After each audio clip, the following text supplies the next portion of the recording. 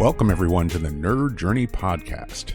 Our goal is to help technical professionals accelerate their career progression, increase their job satisfaction, and bring you the advice we wish had been given earlier in our careers. I'm your host, John White, at VJourneyman on Twitter, joined by my co-host, Nick Corti, at NetworkNerd_. We both work in the tech industry with backgrounds in IT operations and sales engineering. We hope our career discussions will be vendor neutral, relevant across disciplines, and remain timeless. If you're enjoying our content, please drop us a positive review on Apple Podcasts or wherever you subscribe. And if you want to get in touch with us, tweet or DM at Nerd Journey. Ultimately, we're just two nerds on a journey. A journey to career enlightenment. So let's take a trip. Thanks for joining us for episode 251. This week, you're in for part 2 of a discussion with Todd Cochrane. He's the CEO and founder of Blueberry Podcasting. If you missed part 1 of our discussion with Todd back in episode 250, go back and check it out. We talked about Todd's experience in the Navy, focused on electronics and synthetic aperture radar. He worked in a division called Special Projects, and he had a love for tinkering. At one point during the course of his career, Todd was injured really badly. His job in the Navy changed a little bit, and he found something called podcasting, which he grew to love in the days when podcasting was very young. And this hobbyist podcaster became someone who started a business based on podcasting. And once Todd started that business, he was able to look at the market, see that there was a shift, and adjust his business accordingly. This week in part 2, how does a CEO of a product and services-based company look at product roadmaps? And how do you prioritize the needs of the business and the needs of its customers compared to the nice-to-haves? And when you're making these product roadmaps and looking at the future of your business, how do you develop strategies to use new technologies in ways that will be valuable to your organization and to the customers you serve? And how can we view our careers as a product, perhaps with their own roadmap? Todd also shares some ideas on how CEOs have to focus on the people under them and how to keep them engaged. He'll share how he does it. Let's get the full story as we go to part 2 of our discussion with Todd Cochrane.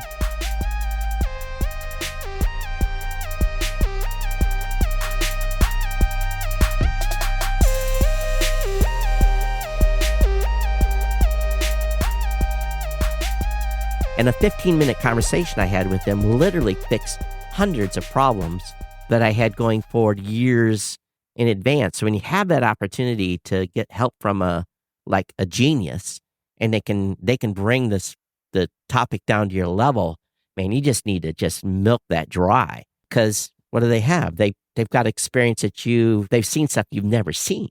So yeah, I think that's, that advice that I got from my buddy Randy, who I'm still best friends with today, was probably one of those pivotal moments that gave me good career advice. Oh, that's such great advice. And I think it is an iteration of being mindful of the gaps you have. Just like when you got on your show and said, I need an MBA, I need a lawyer, I need these other personas, developer, because I don't have those skills.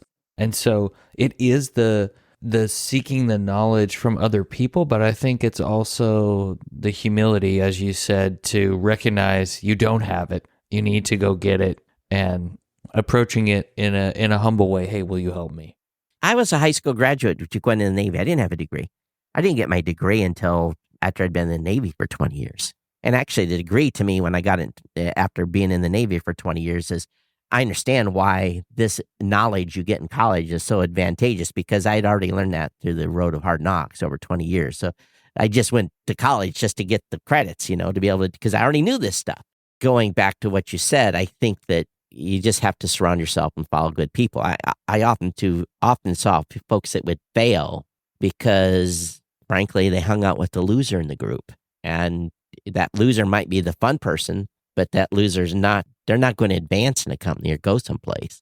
It's an interesting variation on having those skills and riding the different technology waves that are around. It's also diversifying the group that you're with so that they have outstanding skills that you can call upon, because it's kind of impossible for one person to be an expert at everything, right? Oh, it's impossible. Yeah. To have like access to a brilliant marketer and a brilliant, technologist and a brilliant financial person and a brilliant lawyer, or even just really good, trustworthy versions of those people who, through their own networks, have access to the brilliant person for those times that you need a brilliant person.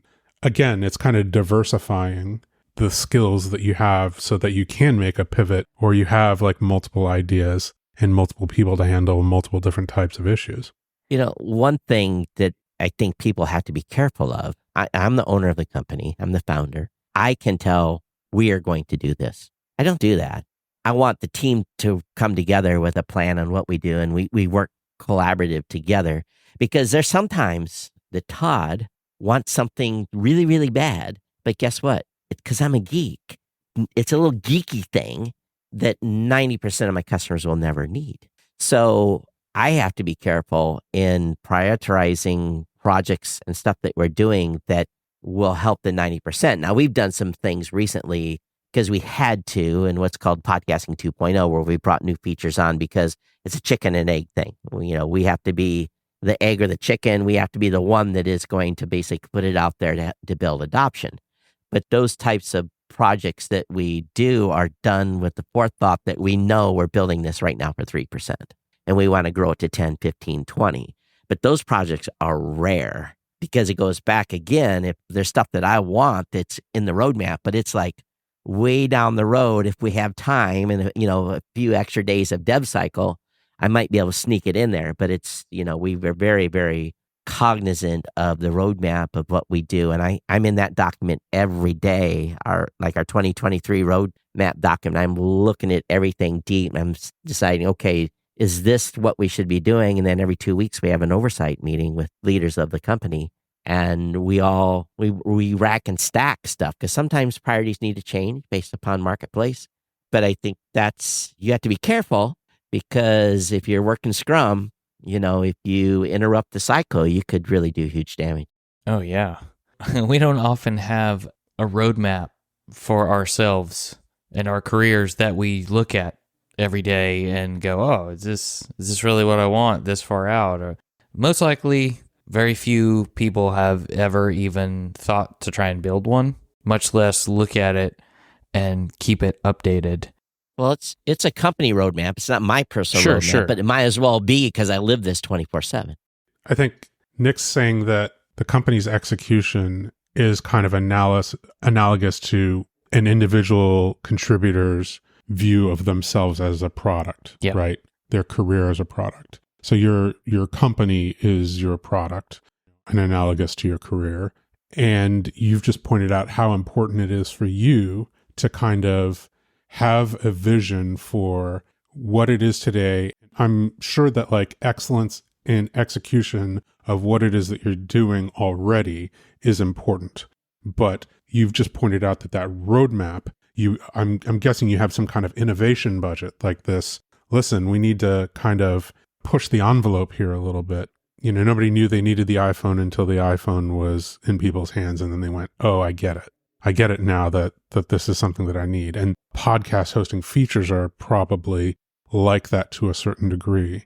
But I think as individuals, we don't necessarily do that with our own skills and our own growth as people. And maybe we need to have sure, I'm focusing a whole bunch on execution excellence for what it is that I'm currently doing. And maybe that's a baseline, right? But I also need to have an innovation budget for myself to kind of diversify my skills and keep an eye out for that, maybe a changing technology wave, so that I'm not locked into just excellence in execution of what I'm doing. Kind of like you weren't locked into excellence in execution of just being like a media, intermediary. I think too, we took the approach from the very beginning, because we're all remote. We had an office for a number of years, but we closed that office because COVID just, everyone has went to the wind in 5 or 6 different states. So we bring the team together once a year and do a deep dive. We basically lock ourselves into a boardroom, and the VAT board is full and we have an agenda, and we look at everything and solicit new ideas, and what are we doing bad and what are we doing good. And so we have that adjustment. Then every 6 months we do another virtual one where we do like a half day. But the whole team, because we're small, big companies can't do this. If you have more than probably 20 people, this is going to get hard. But we bring the team in, and we have in-depth discussions about, where we're headed, what we're doing. The development team, they criticize the production team, we have a good discussion, and we're very frank. And we try to make sure people's feelings don't get hurt. But if some group's behind or not doing the right thing, we tactfully say, hey, we need to fix this. And we make action items from those meetings of things we implement to try to keep the flow. I will say too, every company has a stack, and it only takes one bad apple to really make a negative impact to the company. So if you have someone that is, maybe they're brilliant, but yet maybe they're not staying current. Maybe they are always fighting the process. Sometimes it's better to cut those folks loose. Even though you think you shouldn't, sometimes getting rid of that, just maybe one person can completely change how a company's atmosphere is and the flow and the speed.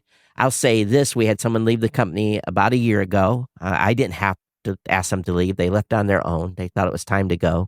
And the company completely had a transformation from that.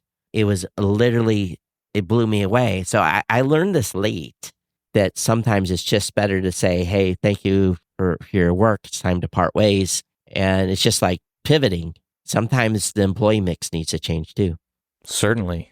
And a lot of people who move into leadership roles are not prepared for that mindset, that you need the right employees doing the right things with the right skills. It's a hard thing. A lot of our guests who have gone into management have highlighted that. What are some of the other challenges that you have noticed taking on the role of CEO for a company? So being in charge of the product, like you talked about with the roadmap, but also the people. I've been pretty lucky. We've had almost zero turnover. A couple of people were asked to leave and a couple of people have left. But the team's been pretty rock solid.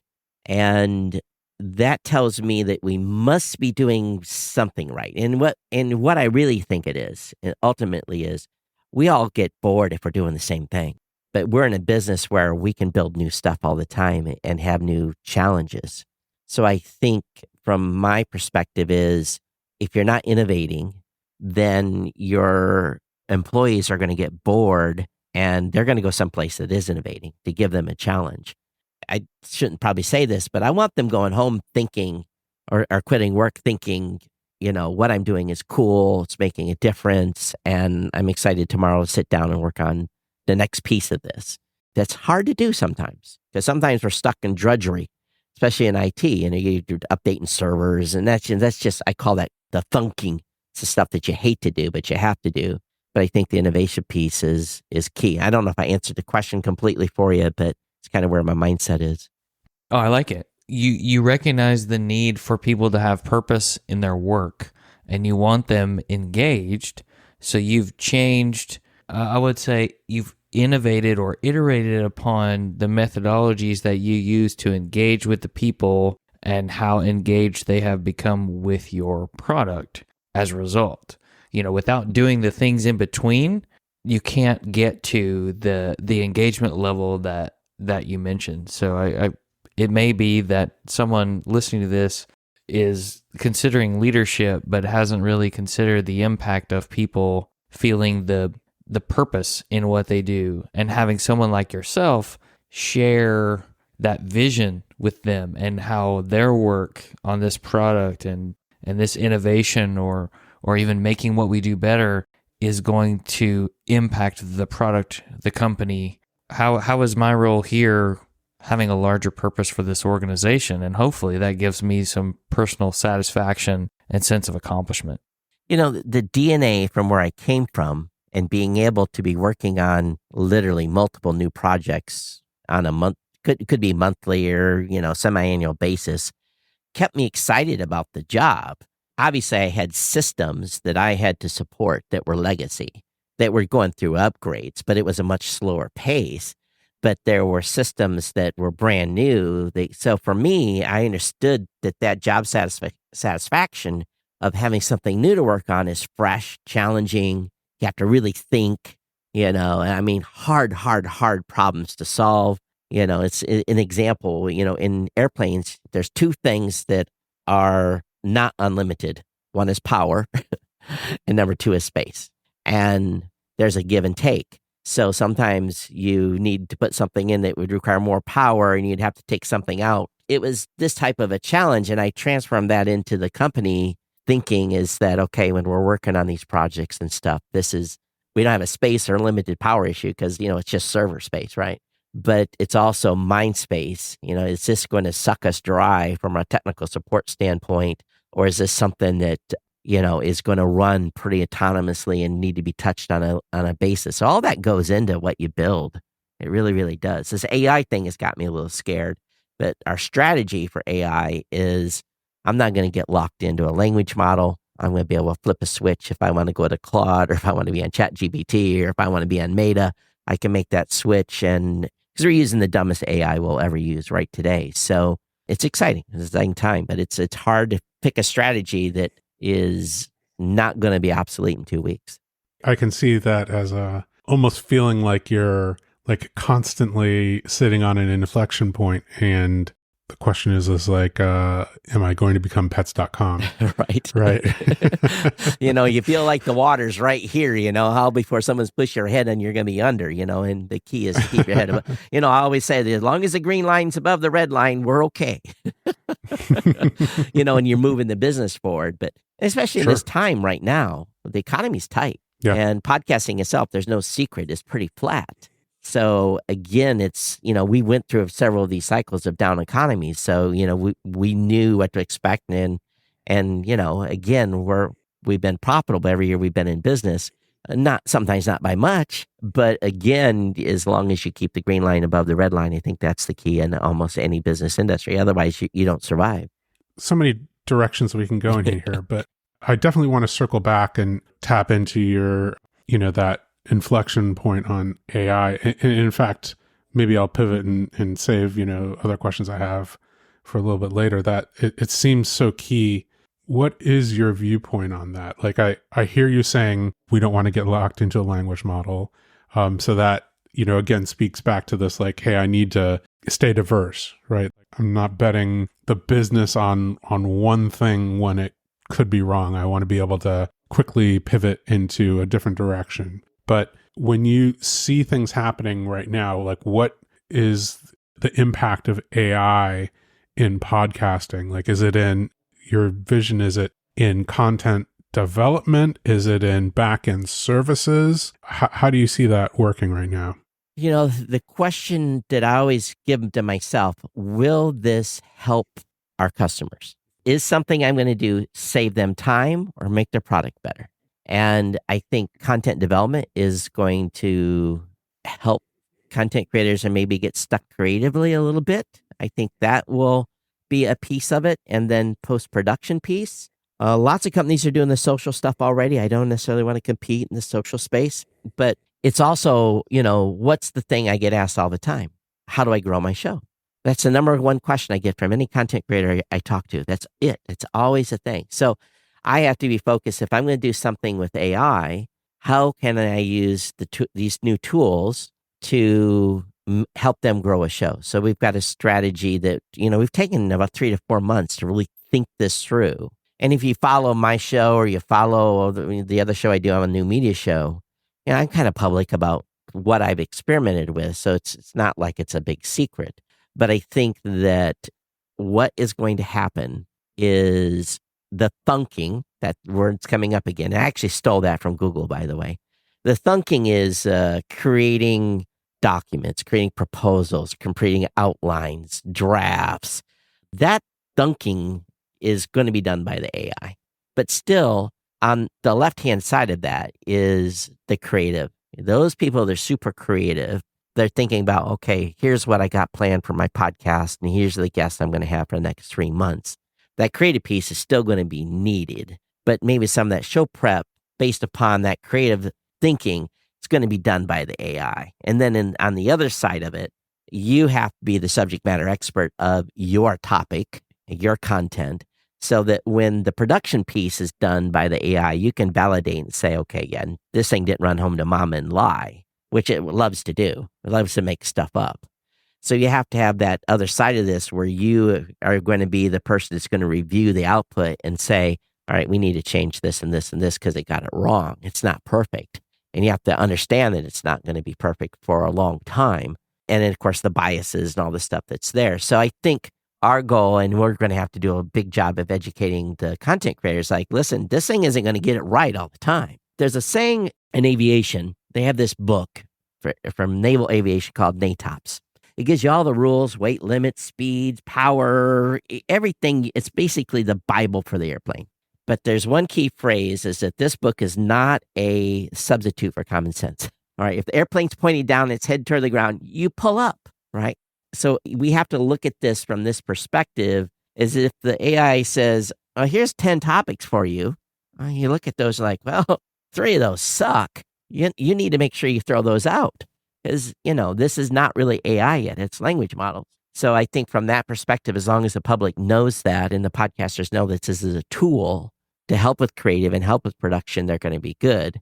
We're going to be coming out with a series of new things that are going to help podcasters grow their show, but some of it's tricky. Sometimes it doesn't get it right. And there's going to be the pain points that people have to understand that, these models will lie and make stuff up. But I think if you like this type of a show where we're having a ranging discussion, AI has a hard time summarizing this. If you're doing a show where it's point, it does well at summarizing, but not a ranging show. So your show may not get as much value out of a transcript analysis as them doing a news show where I'm just talking about 20 different topics. We'll see what happens with this. But again, I've been thinking about this a lot, and I was even doing testing a couple of nights ago, and I'm like, 2 great outputs, one, and, I'm fighting with AI, treating it like a child. I say, if you were my intern, I'd fire you for this output. And I'm talking to it like like an intern, which is kind of weird, but that's what they say you're supposed to do. It's the tool and the SME, subject matter expert, and those bubble areas just changing a little bit is what I hear. Yeah. You got to have the SME on this side, on that output side to say, that's too flowery, or did it just ramble, or did it interject something I really didn't talk about in a show summary? And those types of things. And it's going to be true for any type of outputs you get from these systems for a while. It's going to need a lot of hand-on, but it'll get better over time. I think it's going to get better rapidly. It sounds like you think the biggest problem that can be solved is the blank page problem. Like the person staring at the blank page saying, what are we going to talk about in this show? And then on the back end, the person looking at the transcript going, how am I going to summarize this? Right. So if you get rough drafts for both of those things, it's a lot easier to go back and edit than it is to create from that blank page. And podcasters have been notoriously lazy for putting out good show notes. And, this is not necessarily a business advice, but it's a podcast advice, is you record for your audience. You write for Google, because the writing piece is what Google is going to chew up, and as this AI models get bigger, search is going to change, and you want your content to be the source to saying, hey, go look at this show and this content or this episode. So the metadata that you actually give Google is going to become more and more important. Well, listen, as we wind down here, Todd, we want to say thank you so much for this discussion. If people want to come back to the source of the knowledge shared on this show and speak to you, where can they find you? It's easy. It's Todd at blueberry.com. That's blueberry without the E's, because they cost $2 million and we couldn't afford it. So Todd at blueberry.com is the best way. I'm on LinkedIn and every other place, or Facebook. Just search for my name, Todd Cochrane. You'll find me. And I know that you're hurting for listeners on your podcast, so maybe you could plug those here. Yeah, well, in the new media show, the saying we have is you listen to the show long enough, you'll get a PhD in podcasting. I can't issue a certificate, though. The Geek News Central is my tech show, the Genesis show. It's a twice-weekly tech show where I dive into the stories. It could be science. It could be something that the FCC is doing. It's a wide, broad stroke of everything tech. And then the show that we do for the company is called Podcast Insider. There's 3 of us where we talk about specific topics and strategies for podcasting. But the new media show, I have a lot of fun. Rob Greenlee is my co-host, and he's worked for every podcast hosting company. Basically, he's existed. So it was kind of funny doing a show with a competitor. He's no longer a hosting competitor, but he's got his own thing. So we still have a great time doing that show. Hey, it's co-opetition. Yeah. And the joke I always used to say was like, hey, we're not fighting over pieces of pie. We're in a pie factory. Absolutely. There's more pie than we can eat. Let's figure out ways to eat pie faster. Todd, thanks so much for your time. It's been really terrific to listen to your story and some of the lessons that you've learned and the interesting vision that you have for the future as well. Well, thank you for having me, and it's been fun doing a little bit of a deep dive here.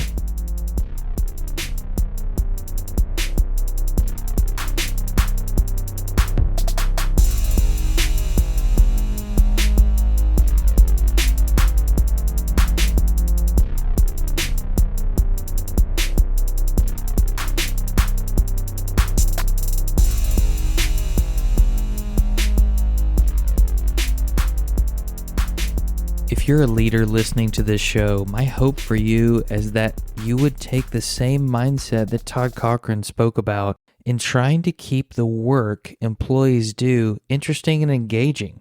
If you can do that, you're going to be contributing to employee satisfaction, and people are going to want to work hard for you. That's one aspect of good leadership, providing those opportunities for people to do interesting work. And I hope that others listening who maybe are individual contributors get to do interesting work every day, or at least some of the time. Hopefully something you're doing is interesting. And if it isn't, and maybe there isn't enough work that's really interesting to you, that's exciting to you, you can change that.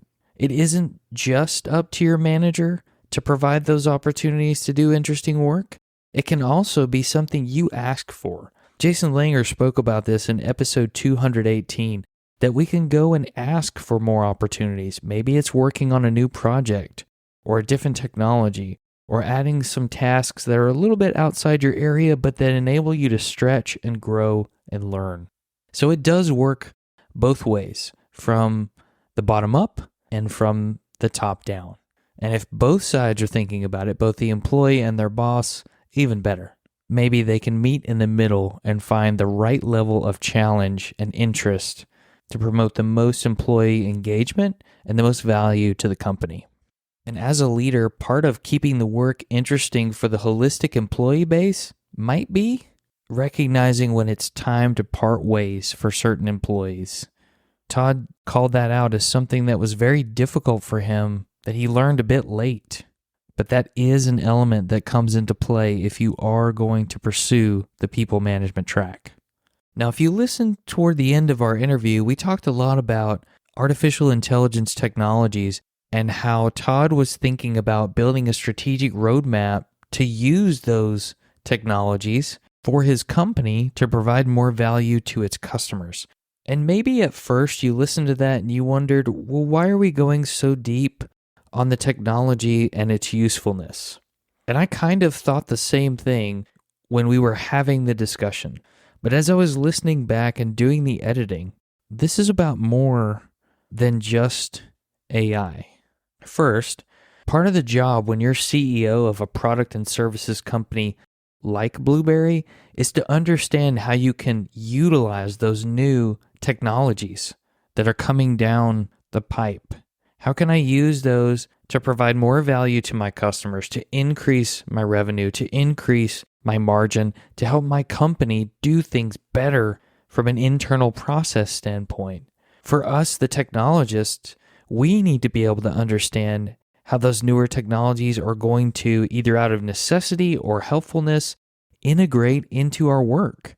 Or maybe it changes the way we work completely. We don't want to be caught off guard and disrupted in a negative way. So when John talked about having the innovation budget in there, maybe we need to have that as part of our own career roadmap, some innovation time for ourselves to go and learn and tinker with something new. or at least something that we haven't been exposed to yet. We don't necessarily have to become experts in it, but I need to learn about it. What are my peers learning about and focusing on right now for their own growth? What's something that's interesting to me? Maybe it's going to a conference or a training and something outside your area. Maybe it's going and talking to a bunch of different technology vendors at a conference just to learn about the products they have, the problems they're solving.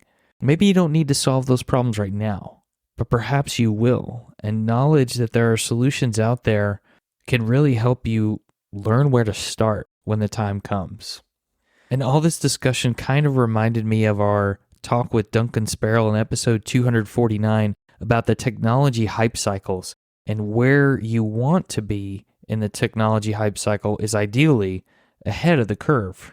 And as we think about a product roadmap, usually this consists of rough expected dates and timelines of when we're going to deliver a capability or functionality of this product or service to the general public or in beta. Have you ever considered making one of those for yourself? That might be analogous to what we do when we sign up to take a certification. Okay, I'm going to take this training course. I'm going to take the certification test a month after that and give myself a certain amount of time to study. That's a roadmap for you to get to a certain point and deliver this capability of showing you can pass this test and gaining these skills. Maybe we do that from time to time, but we probably don't do it in the depth and detail that Todd was speaking to at his company, where he had so many stakeholders weigh in on it and give feedback. And then it wasn't something that they would just lock in a vault or put in a document that no one ever looked at. He would look at it regularly. He would come back to it. So if you were making one for yourself, maybe you don't have a bunch of stakeholders to involve in that, other than perhaps your closest trusted advisors and family members. But how often are you looking at it to see if you would consider it still something you want to do or a direction you want to go in?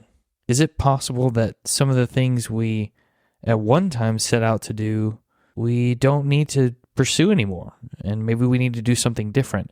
We're only going to know that if we come back and look at it somewhat regularly, not just when we need to go get that new job, not just when we're ready to try something new, not just when it's performance review time.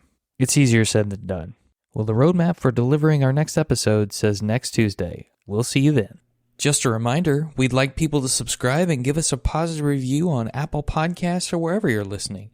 We want to know if we're being helpful and are always looking for interesting questions to ponder. We're collectively on Twitter @NerdJourney. Farewell, listeners. Tune in next time as the journey continues.